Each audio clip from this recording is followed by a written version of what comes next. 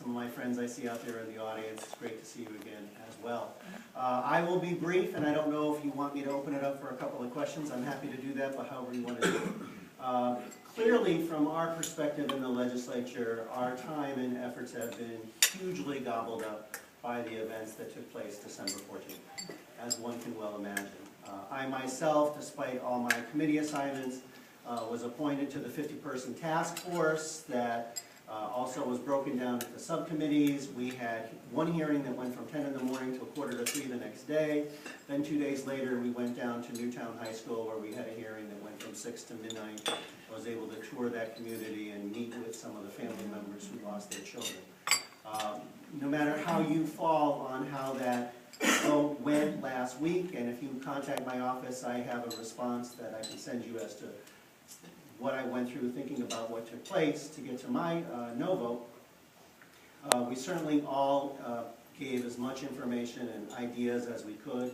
There's actually a lot of the suggestions that I had made in the bill that I have ended up voting no, because I think it went a little bit too far regarding some of the gun control measures. But that's where the entire focus has been, and I have to open up with that remark because we as a caucus, and this is not unusual to Senate Republicans, this is Senate Democrats, House Republicans, House Democrats, we have not sat down in our respective caucuses and discussed the budget thus far. And that's highly unusual, even though we end around June 5th.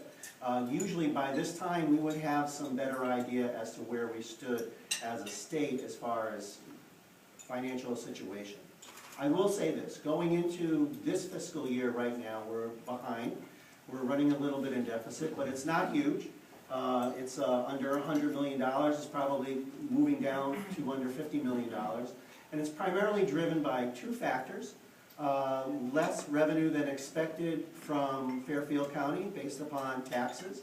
And Fairfield County accounts for about 40% of our revenues.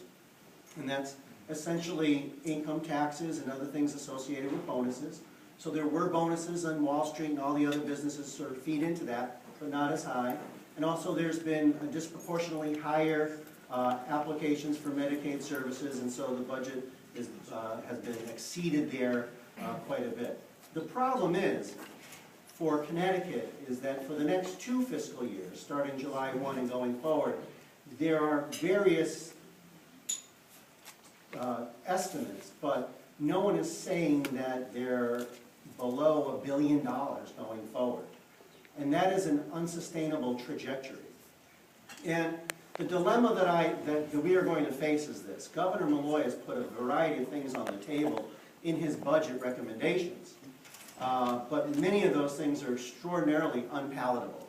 For example, here in the town of Enfield, I've been working closely with Mayor Copen and the town council, both Republicans and Democrats, and they are all concerned because under the governor's proposal, Enfield stands to lose close to $10 million of state aid.